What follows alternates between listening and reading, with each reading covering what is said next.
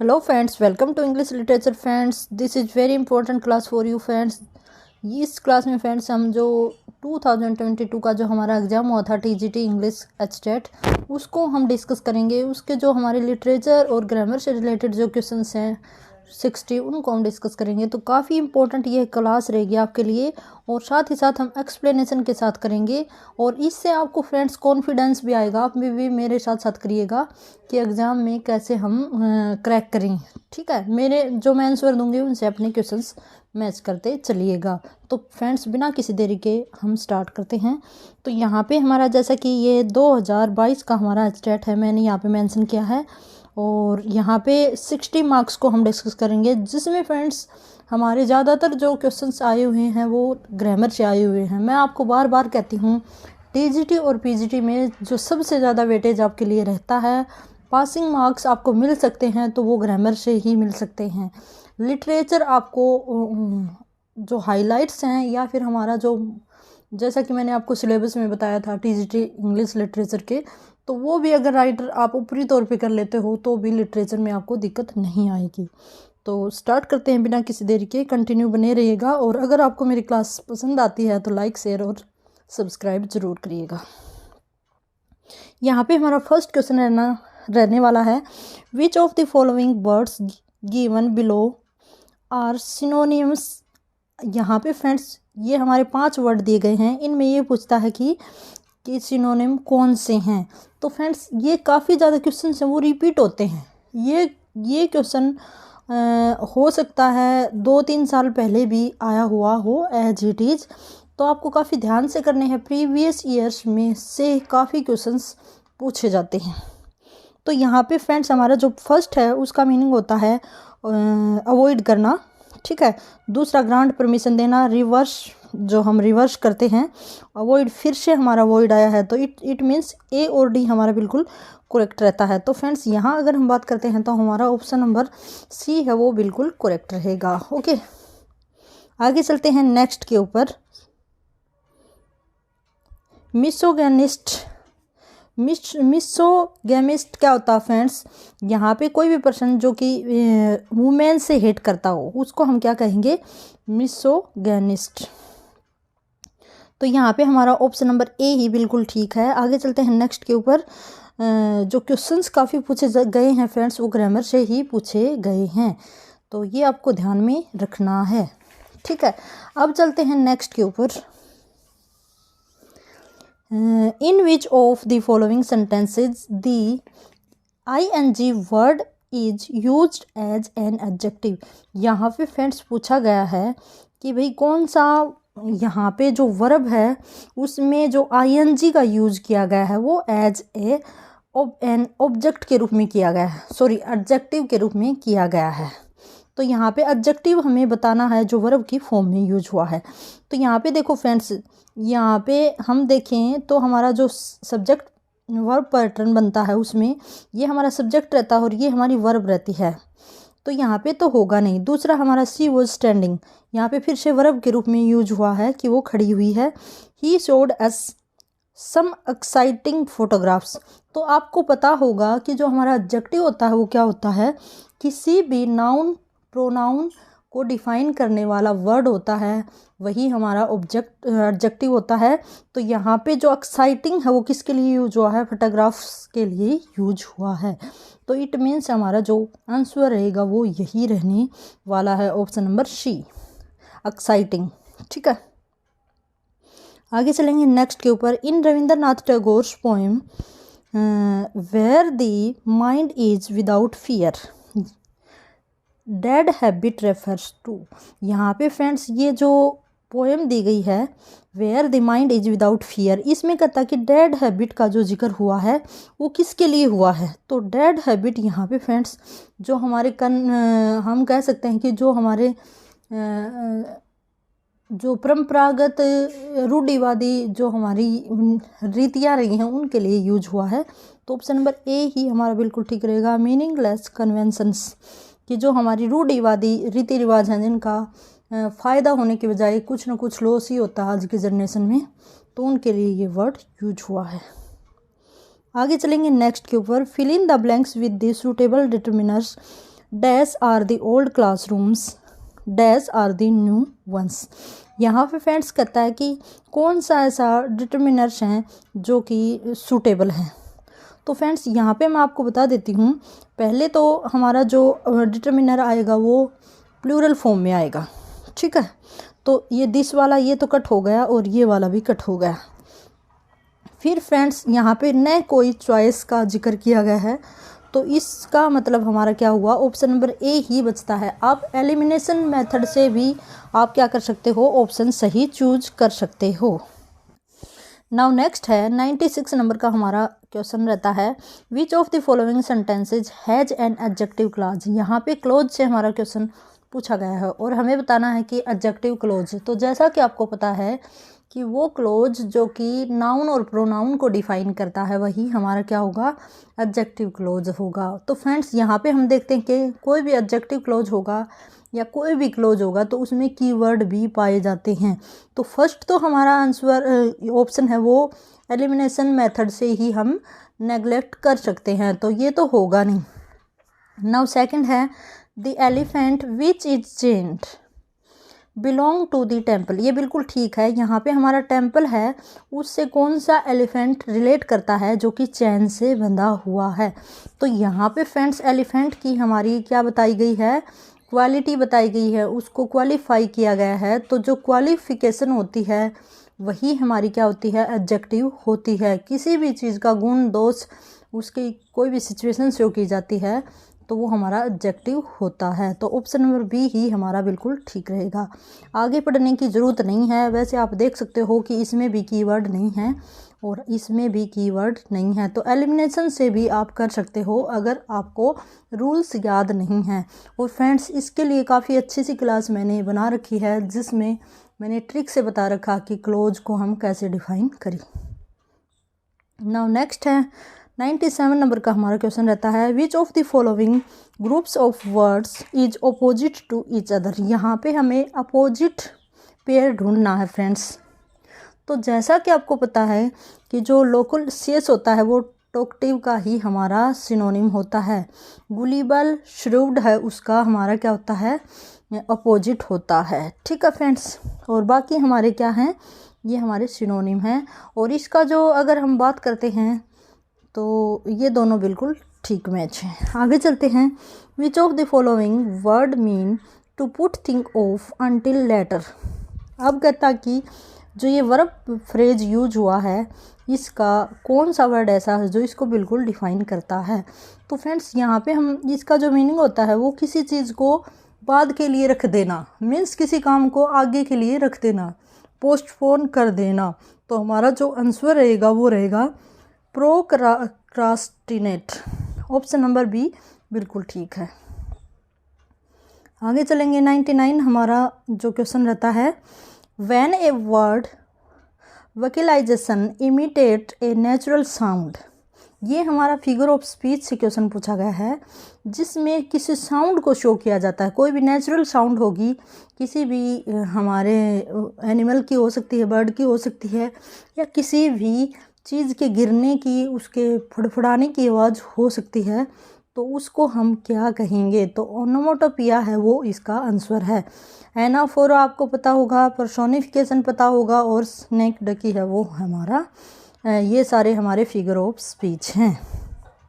Who received the Nobel prize for literature in 2019। देखो friends मैंने short video डाली थी, हालांकि मैं कोशिश करूँगी कि पिछले 2-3 साल के हमारे जो नोबेल प्राइज़ विनर हैं उनको मैं वीडियो में डाल सकूँ, तो काफ़ी इम्पोर्टेंट रहता है। ये देखो 2022 का हमारा क्वेश्चन पेपर है लेकिन पूछा गया है 2019 का, ठीक है।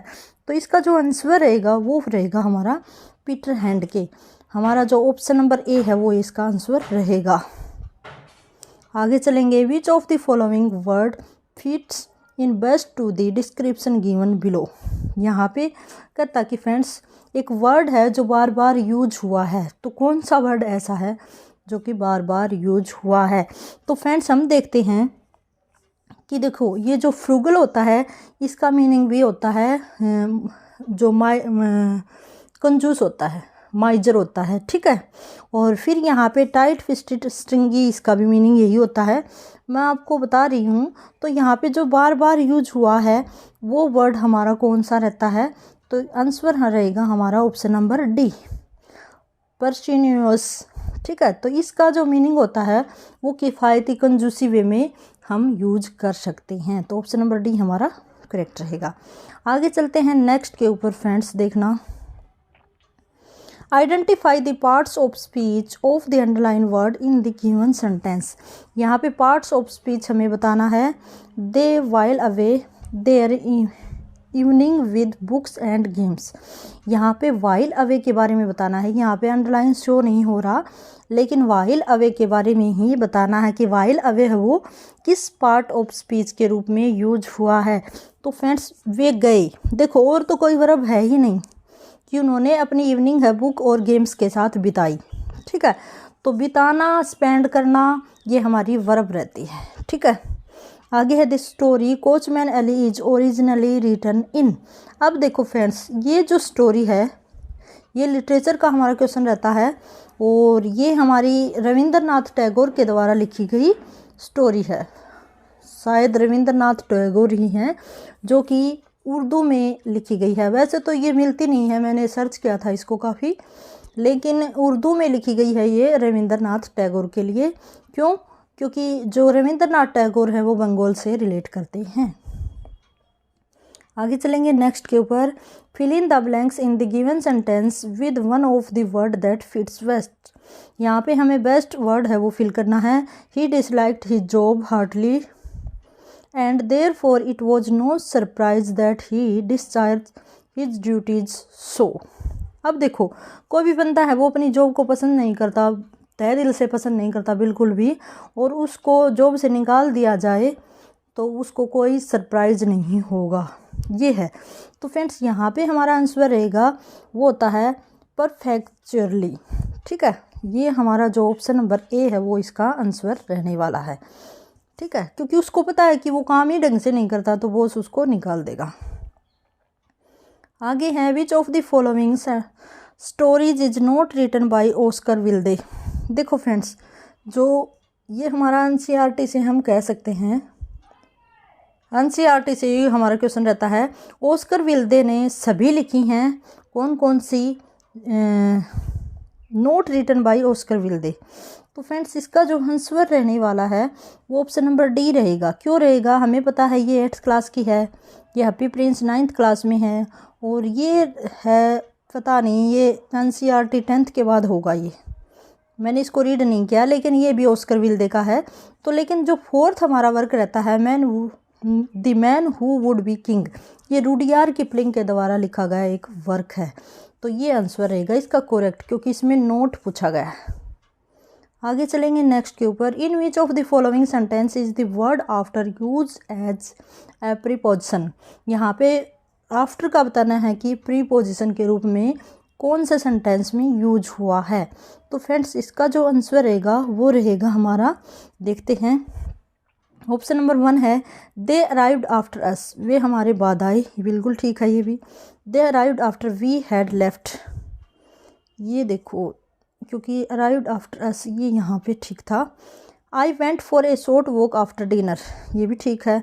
After he finished his studies he went to America, नहीं, तो यहाँ पे हमारा ऑप्शन नंबर सी बिल्कुल ठीक रहेगा, ठीक है, क्योंकि फ्रेंड्स यहाँ पे हमें प्रीपोजिशन के रूप में देखना है, और जो प्रीपोजिशन रहता है वो आपको पता ही होगा, जो वर्ब होता है उसके बाद आता है, ठीक है।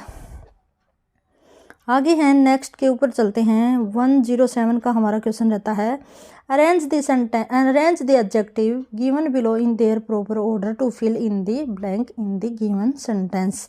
यहाँ पे फ्रेंड्स ये सारे के सारे जितने हैं ये हमारे एडजेक्टिव हैं जो कि सेंटेंस के अकॉर्डिंग हमें फिल करने हैं। तो फ्रेंड्स यहाँ पे हम देखते हैं, तो हमीद ब्रोट ए डिस्गस्टिंग इल फिटिंग प्लास्टिक बसी jacket at the local Sunday market, ठीक है, ये आएगा बीजी, ये सॉरी भाई मैंने ये कुछ अलग समझा था। यहाँ पे ये 3 तो आएंगे पहले वाले में और ये 3 आएंगे लास्ट वाले में। तो बीजी लोकल संडे मार्केट से उसने एक डिस्गस्टिंग इल फिटिंग और प्लास्टिक की जैकेट खरीदी। तो ये ऑप्शन नंबर ए ही बिल्कुल ठीक रहेगा। आगे चलते हैं नेक्स्ट के ऊपर। In the poem everyone sung, what comparison does the poet Siegfried Sassoon make in the first tense. आप कहता कि जो ये पोएम है इसमें जो सिगफ्रीड सैसून है उन्होंने किस किस का कंपैरिजन किया है। तो फ्रेंड्स यहाँ पे हम ये एनसीईआरटी 9th क्लास के एनसीईआरटी की जो पोएम है उससे लिया गया है और आंसर रहेगा ऑप्शन नंबर बी। ठीक है, आप देख लेना। उन्होंने अपना एक एक्सपीरियंस बताया है और जिसमें उन्होंने बर्ड्स का कंपैरिजन किया है कि कोई भी बर्ड्स होता है वो उसको हम पिंजरे में डालते हैं तो जेल जैसा फील होता है मनुष्य की तरह, और उसको भी फ्रीडम काफ़ी ज़्यादा अच्छी लगती है। आगे चलते हैं। Which of the following is the correct indirect speech of the following. तो इनडायरेक्ट स्पीच का एक तो आपको पता होना चाहिए टेंस है वो चेंज होता है और कीवर्ड का यूज किया जाता है कोमाज को हटा के। तो फिर फ्रेंड्स यहाँ पे हमारा आंसर रहेगा, पहले क्वेश्चन को हम रीड करते हैं। I am a doctor explained the young lady on her arrival at the house and I have come here in answer to call a received this morning. Is this the right house? तो friends यहाँ पे हम देखेंगे ना तो option number A ही बिल्कुल ठीक है। ठीक है, दैट का यूज है कोमे को हटाकर और बाकी जो हमारा जो रहता है टेंस वो भी बिल्कुल ठीक है। तो चलते हैं नेक्स्ट के ऊपर। Now next is which of the following words mean easily deceived, too ready to accept whatever people say। जो दूसरों की बातों पर जल्दी से विश्वास कर ले तो उसको क्या कहते हैं? क्रेडिबलेस। ऑप्शन नंबर सी हमारा आंसर रहेगा। आगे चलते हैं फ्रेंड्स नेक्स्ट के ऊपर। In which of the following sentences a gerund और a gerundial phrase is not used. यहाँ पे फ्रेंड्स बताया गया है कि जिरंड के रूप में नहीं यूज हुआ है, उसको हमें बताना है। फाइंडिंग ए जॉब ये तो जिरंड है। स्प्रेडिंग रूमर्स ये भी जिरंड है। दी स्लैमिंग ऑफ द डोर्स ये भी हमारा क्या रहता है फ्रेंड्स जिरंड रहता है। तो इसका मतलब क्या हुआ, फोर्थ है वो बिल्कुल हमारा ठीक रहेगा। लाउडली नॉकिंग यहाँ पे वर्ब के रूप में यूज हुआ है। आगे चलेंगे नेक्स्ट के ऊपर। डायरेक्शन है जो 112 से 15 तक के जो हमारे क्वेश्चंस रहेंगे वो हमें इनकरेक्ट सेंटेंस बताने हैं। ठीक है, आगे चलेंगे। She played so long that she is very tired. ये देखो फ्रेंड्स बिल्कुल गलत है, क्योंकि जब हम किसी भी कीवर्ड से 2 सेंटेंस जोड़ते हैं तो दोनों इक्वल होने चाहिए। ठीक है, जो टेंस होता है उनका इक्वल होना चाहिए। जैसे हम कह सकते हैं कि अगर प्रेजेंट में है तो आगे वाला भी प्रेजेंट का ही होना चाहिए। तो यहाँ पे ये तो पास्ट का है, ये प्रेजेंट का है, गलत हुआ। आई गेस्ट ये भी हमारा प्रेजेंट और पास्ट में है। He looked as if he was going to faint ये बिल्कुल ठीक है कि इसको लग रहा था कि वो बेहोश होने वाला है। देवर होपिंग यहाँ पे पास्ट है और यहाँ पे फ्यूचर है। तो ऑप्शन नंबर सी हमारा देख लो किस में है। ऑप्शन नंबर सी की अगर हम बात करते हैं तो हमारा आंसर रहेगा ऑप्शन नंबर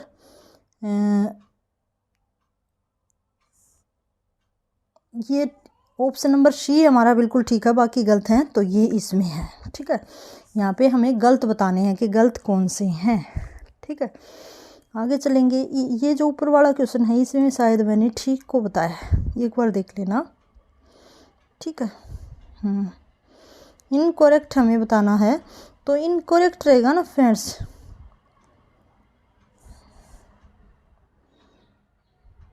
ये इस क्वेश्चन को छोड़ देना आप। ठीक है, इसको हम बाद में डिस्कस करेंगे। आगे है ही फाउंड 100 रुपीज़। देखो फ्रेंड्स यहाँ पे फिर से हमें जो गलत है ऑप्शन वो हमें बताने हैं। तो फ्रेंड्स ये हैं he found 100 rupees, he is the best player, the Ganga is a river, Shakespeare is greater than any other poets. ठीक है, तो यहाँ पे फ्रेंड्स हमारा जो आंसर ठीक है अगर हम उसको चूज कर लेते हैं तो भी हमारे गलत हैं वो चूज हो जाएंगे। तो हमारा जो आंसर सी है वो ठीक है और बाकी हमारे क्या है, गलत है। ठीक है, ऐसे करना है। The manager was angry on the workers behaviour. The manager was angry with, यहाँ पे फ्रेंड्स हमें बताना है कि जो प्रीपोजिशन का यूज इसने बताया होगा ये इसमें आया नहीं या पता नहीं क्या बात हुई। ठीक है, तो यहाँ पे हमें बताना है कि किस में जो प्रीपोजिशन का यूज है वो बिल्कुल नहीं, प्रीपोजिशन का यूज नहीं, ये उसी से था 112 से लेके 15 तक। ठीक है, तो यहाँ भी हमें गलत सेंटेंस बताना है। तो हमारा ऑप्शन नंबर फर्स्ट है the manager was angry on workers behaviour. The manager was angry with, तो किसी भी पर्सन के साथ अगर हम देखते हैं ना तो वहाँ पे एंग्री विद आता है फ्रेंड्स, और थिंग के साथ आता है एंग्री ऑन। ठीक है, तो यहाँ पे ऑप्शन नंबर ए हमारा है, सॉरी बी है, वो भी हमारा क्या रहता है, ठीक रहता है। और बताना हमें गलत है, तो पहला ऑप्शन है वो गलत है। She is not accustomed to eating Indian food as she is from England. तो ये हमारा देखो ये हैरान नहीं आएगा। ठीक है, तो ये हमारा ऑप्शन नंबर बी है, वो भी सॉरी सी है, ये भी ठीक है। The student was absorbed through an exciting novel, ये गलत है। अब्सॉर्ब नहीं होता, अब्सॉर्ब तो किसी को सोखना होता है, यहाँ पे इंटरेस्टेड। ठीक है, ये लग सकता है। तो यहाँ पे हमारा फ्रेंड्स ऑप्शन नंबर डी है वो हमारा गलत रहता है। ठीक है, ए और डी दोनों सेंटेंस गलत है। आगे चलेंगे। Which of the following word belong to feminine gender, यहाँ पे हमें फेमिनाइन जेंडर बताना है। तो फ्रेंड्स आपको पता होगा कि हमारा जो ऑप्शन नंबर पहला है वो क्या है, पेरेंट्स। पेरेंट्स को हम फेमिनाइन ही बोलते हैं। डक वो भी हमारा क्या है, ये डक मीन्स बतख, विजार्ड जादूगर, और ड्रैंक ये है। ड्रैंक का मीनिंग जो होता है फ्रेंड्स वो भी बतख ही होता है। तो फ्रेंड्स इसकी अगर हम बात करें तो ऑप्शन नंबर सी है वो हमारा फेमिनाइन है, बाकी हमारे मैस्कुलाइन है। ठीक है, तो यहाँ पे ऑप्शन नंबर ओनली सी आएगा। आगे चलते हैं। In the poem title manners by Elizabeth Bishop which of the following tips is not given by the old man to his grandchild, यहाँ पे ये पोइम है फ्रेंड्स। ठीक है, तो कहता है कि इसमें जो ग्रैंड लेडी है या जो ग्रैंड फादर है उसने अपने ग्रैंड चाइल्ड को कौन से टिप्स नहीं दिए हैं, ये पूछ रहा है। तो फ्रेंड्स इसकी अगर हम बात करें तो डायरेक्ट हम आंसर पे चलेंगे। तो don't always offer anyone A side, don't forget that when you get older, ये रहेगा इसका आंसर। आगे चलते हैं। Which of the following sentence is an adverb clause, फिर से एडवर्ब क्लॉज आया है। तो यहाँ पे एडवर्ब क्लॉज वो होता है जिसमें टाइम को शो किया जाता है, मैनर को शो किया जाता है, किसी कंडीशन को शो किया जाता है। ठीक है, किसी रीजन को शो किया जाता है, तो वो हमारे एडवर्ब क्लॉज होते हैं। तो फ्रेंड्स यहाँ पे एक तो आपको कीवर्ड देखना है, हु कीवर्ड है वो एडवर्ब क्लॉज में यूज नहीं होता है। दूसरी अगर हम बात करते हैं तो इसमें भी हु है। तीसरा देखो आफ्टर बाद में, तो किसी भी कंडीशन को समय को शो किया जाता है तो हमारा एडवर्ब क्लोज होता है। The children went to the park after they had their lunch, lunch करने के बाद बच्चे हैं वो पार्क में गए। द जजेज डिक्लेयर्ड दैट, ये भी हमारा जो हम कह सकते हैं कि एडवर्ब क्लोज नहीं है। आगे चलते हैं। Who is the author of the poem title my shadow, my shadow है उसके देखो ये एनसीईआरटी से लिया गया हमारा एक क्वेश्चन रहता है फ्रेंड्स, सीबीएसई बुक से है ये हमारा। ठीक है, तो यहाँ पे जो माई शेडो है वो किसका वर्क है, रॉबर्ट फ्रॉस्ट का ये हमारा वर्क रहता है फ्रेंड्स। ठीक है, नहीं ये लुइस स्टीवेंसन का वर्क रहता है फ्रेंड्स। ठीक है, ऑप्शन नंबर सी आएगा, ये रॉबर्ट फ्रॉस्ट का नहीं स्टीवेंसन का रहता है। The writer Gauri Shankar Govardhan Ram Joshi is better known by his pen name. अब कहता है कि गौरी शंकर का जो पेन नेम है वो कौन सा है, तो फ्रेंड्स यहाँ पे ऑप्शन नंबर डी रहेगा हमारा करेक्ट। धूमकेतु है वो इनका पेन नेम रहा है। आगे चलते हैं। Read the following poem title last lesson of the afternoon by D.H. Lawrence. ये फ्रेंड्स हमारा पैराग्राफ दिया गया है, तो इसके हम डायरेक्ट आंसर ही करेंगे, इसको पढ़ेंगे नहीं। 121 से 30 तक ये रहते हैं 10 क्वेश्चंस। तो ये हमारा पैराग्राफ है। तो फ्रेंड्स इसकी अगर हम बात करते हैं तो हमारा फर्स्ट का आंसर रहेगा, आप मैच कर लेना, देख लेना, धीरे धीरे पढ़ लेना। यहाँ पे ऑप्शन नंबर डी हमारा आंसर रहेगा। आगे चलते हैं नेक्स्ट के ऊपर, तो नेक्स्ट भी हमारा डी ही आंसर रहेगा फ्रेंड्स। ठीक है, आगे चलते हैं। How many student are there in the poet's class. तो जो पोइट होता है उसकी क्लास में फ्रेंड्स 60 बच्चे होते हैं। Which of the following is an antonym of indoor. Indoor का एंटोनियम हमें क्या करना है भाई, बताना है। ठीक है, तो हमारा जो आंसर रहेगा वो रहेगा रेसिस्ट। ठीक है, रेसिस्ट हम किसे बोलते हैं, जो कि जो एक जगह पे खड़ा रहे, डटा रहे। आगे चलते हैं नेक्स्ट के ऊपर। 125 का हमारा आंसर रहने वाला है। The poet is way failed as all his attempt to at teaching them have been futile. Which line from the poems suggest this. ये वही हमारा जो कॉन्सेप्ट है उसी से लिया गया, हमारा कंसेप्ट से लिया गया है हमारा क्वेश्चन रहता है। तो ऑप्शन नंबर सी इसका आंसर ठीक रहेगा। आगे चलते हैं नेक्स्ट के ऊपर। Which of the following line suggest. फिर से इसने सजेशन मांगा है भाई, तो हमारा आंसर रहेगा सी। ये आप पढ़ लेना। वैसे तो देखो बहुत कम रिपीट होते हैं जो हमारे पैराग्राफ होते हैं वो, बाकी आपको फोकस करना है वो ग्रामर के ऊपर करना है ज़्यादा, और उसके बाद आप NCERT और लिटरेचर को कर सकते हो। आगे है हमारा 27 नंबर का जो क्वेश्चन रहेगा उसका आंसर रहेगा why should we beat our head against the wall. ठीक है, ये देखो, to waste one's time trying hard to accomplish something, कि किसी चीज़ को बेवजह ही उसके लिए टाइम वेस्ट करने को क्या कहते हैं, कि भाई हम अपने हेड को वॉल के अगेंस्ट क्यों मारते हैं। In the second stanza, it is the dash of the students that angers the poet. तो फ्रेंड्स यहाँ पे हमारा आंसर रहेगा झील। ठीक है, ये सॉरी, यहाँ पे जो हमारा आंसर रहेगा वो रहेगा स्लोपीनेस। और जो स्लोपीनेस का जो मीनिंग होता है फ्रेंड्स वो हम एसिस्ट मान सकते हैं। ठीक है, लैक ऑफ केयर हम कह सकते हैं। आगे है which of the following is not a synonym of indifferent. Indifference होता है उसका मीनिंग नहीं है, तो झील होता है वो इसका मीनिंग नहीं है, बाकी ये तीनों ही इसके क्या है, सिनोनिम हैं। आगे है व्हाट इज एन एबियस। तो यहाँ पे फ्रेंड्स ये पूछता है कि ये एबियस क्या होता है, तो एक ये फर्स्ट ऑप्शन है वही हमारा ठीक है। ये डीप और seemingly bottomless chasm of an immeasurable depth. तो फ्रेंड्स यहाँ पे ये इसका जो ये मीनिंग होता है वो फर्स्ट ही रहता है, काफ़ी गहराई तक किसी चीज़ को देखना जिसको मापे न जा सके। विच of the following is an spelled correct. यहाँ पे करेक्ट हमें स्पेलिंग बतानी है, तो ऑप्शन नंबर ए रहेगा बिल्कुल ठीक। इररेसिस्टेबल ये बिल्कुल ठीक है, बाकी mistake. Which of the following are in passive voice. यहाँ पे पैसिव वॉइस में बताना है कि कौन सा पैसिव वॉइस में यूज हुआ है। तो फ्रेंड्स यहाँ पे हम देखते हैं तो पैसिव वॉइस का हमें पता चलता है कीवर्ड होता है उसमें थर्ड का वर्ब की जो थर्ड फॉर्म है उसका यूज़ किया जाता है। तो फ्रेंड्स देखो, ये भी हमारी थर्ड फॉर्म है, ये भी थर्ड फॉर्म है, ये भी थर्ड फॉर्म है, ये भी थर्ड फॉर्म है। विल बी टेकन फिर से हमारी विल बी के साथ थर्ड फॉर्म आई है, और ये इन्वेस्टिगेटेड ये भी थर्ड फॉर्म है।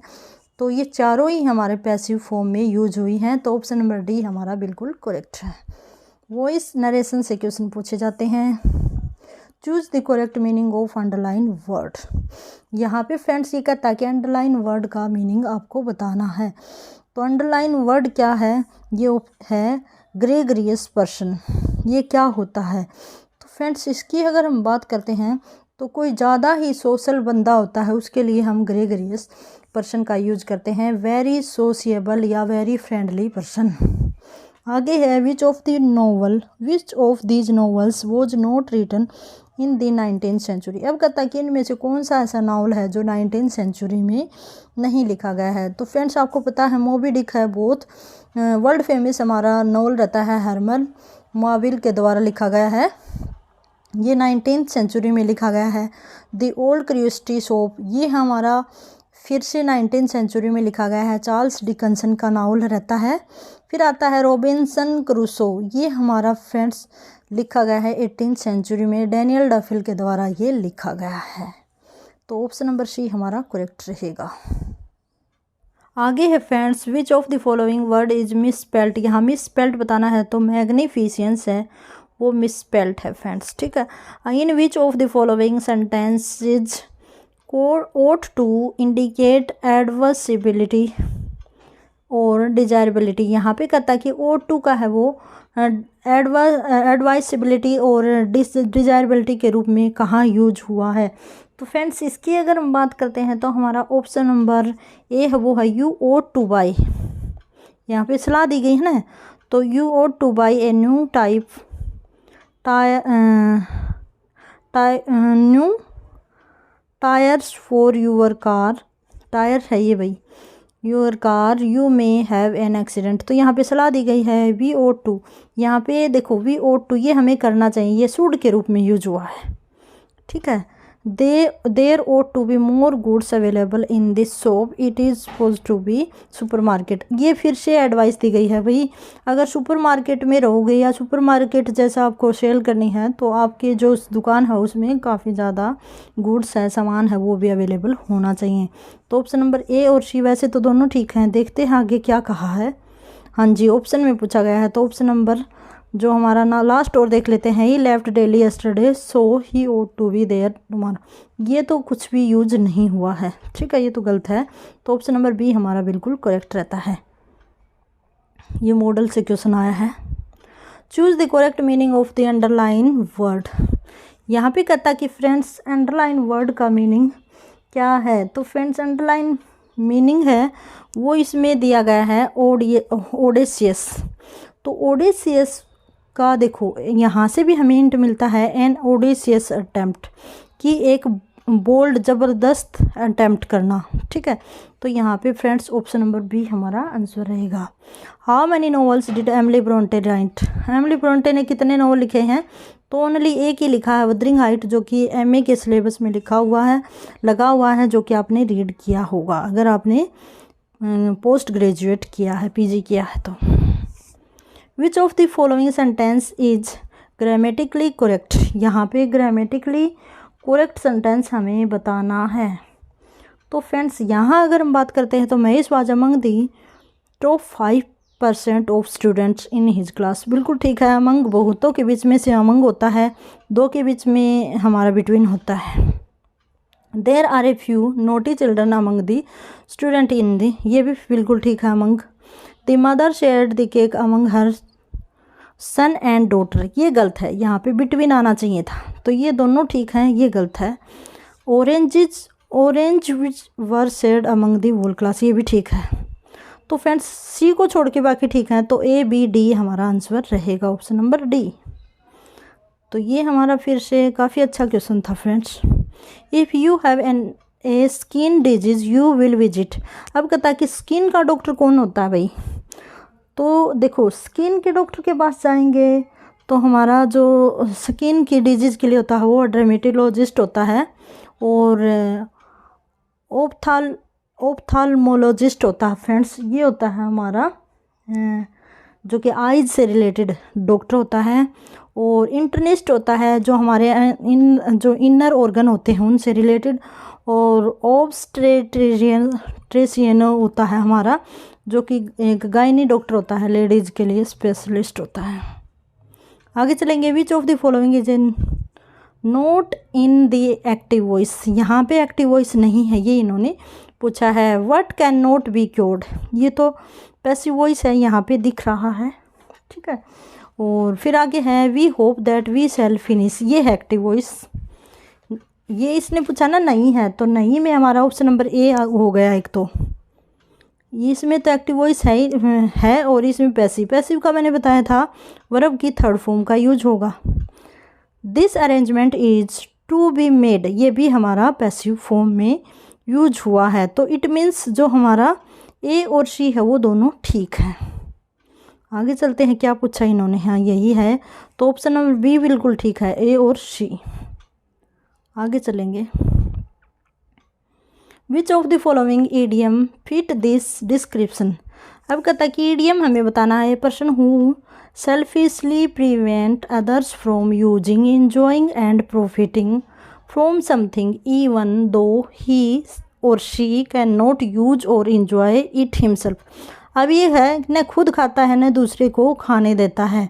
तो इस तरह का जो हमारा ईडियम होता है वो होता है ए डॉग इन द मैंगर, कि न खुद खाता है न दूसरे को खाने देता है, न खुद इंजॉय करता है न दूसरे को करने देता है। आगे है हमारा विच of the following sentence is correct. यहाँ पे करेक्ट सेंटेंस फ्रेंड्स हमें बताना है। His day was long and his hobbies many.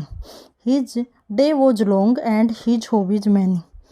तो फ्रेंड्स देखो, ये इस टाइप के सेंटेंस होते हैं ना, ये कोई तुक नहीं बन रहा। I am going to the market but Meera note.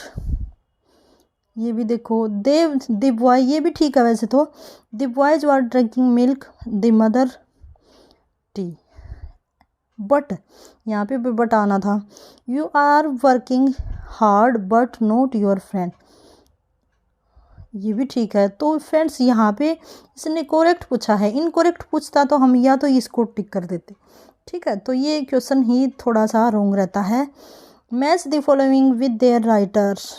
यहाँ पे ये तो क्रिएशन है और ये राइटर हैं, हमें क्या करना है, इनका मैच करना है करेक्ट का। तो फ्रेंड्स अच्छा, ये इसने ऑप्शन मैच किया है। तो यहाँ पे विक्रम सेठ है, उनके लिए हमारा गोल्डन गेट। वी.एस. नैपोल है, उनका हाउस फॉर मिस्टर विश्वास, बिल्कुल ठीक है। फिर चलते हैं, हमारा अरुंधति रॉय का है द आर्गुमेंटेटिव इंडियन, ये ठीक है। और जो हमारा बचता है अरुंधति रॉय का है, ये हमारा क्या रहता है फ्रेंड्स, एक बार देखना, जो ऑप्शन नंबर ए रहता है the ministry of utmost happiness. और अमर्त्य सेन का हमारा आर्गुमेंटेटिव इंडिया रहता है। तो ऑप्शन नंबर ए बिल्कुल ठीक है। तो लिटरेचर काफ़ी थोड़ा पूछा गया है भाई, ठीक है। आप दोष मत दिया करो। ग्रामर की मैं बात हर बार करती हूँ कि ग्रामर आपको किसी भी एग्ज़ाम में पास करवाने वाला आपका काफ़ी अच्छा आपका सब्जेक्ट या वेटेज रखता है। Portia is the protagonist of William Shakespeare's play. अब कहता कि पोर्शिया है वो किस प्ले से बिलोंग करता है।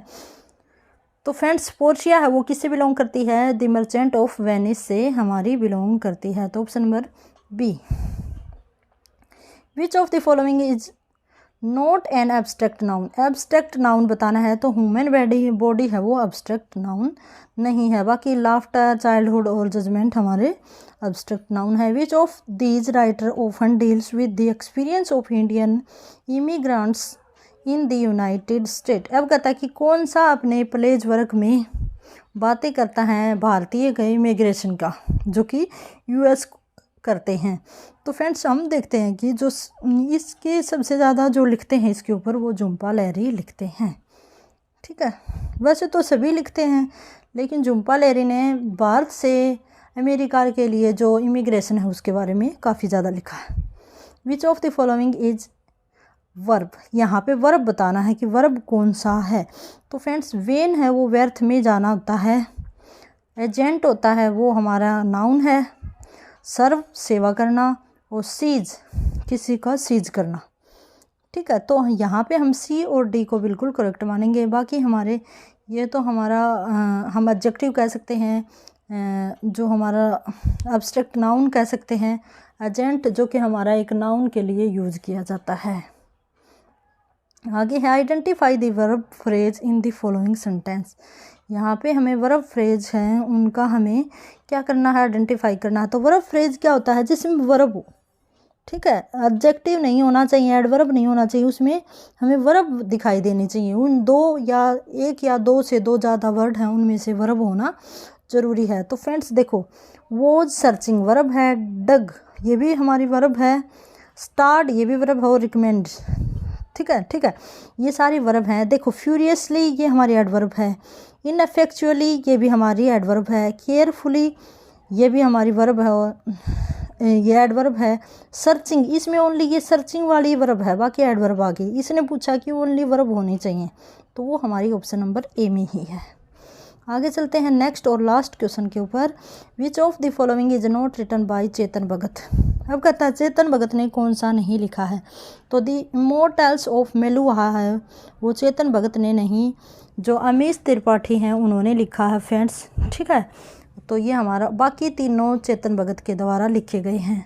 तो फ्रेंड्स अगर आपको क्लास पसंद आती है, आपको इम्पोर्टेंट लगती है, आपके बेनिफिट की लगती है, तो क्लास को लाइक शेयर और सब्सक्राइब ज़रूर करिएगा।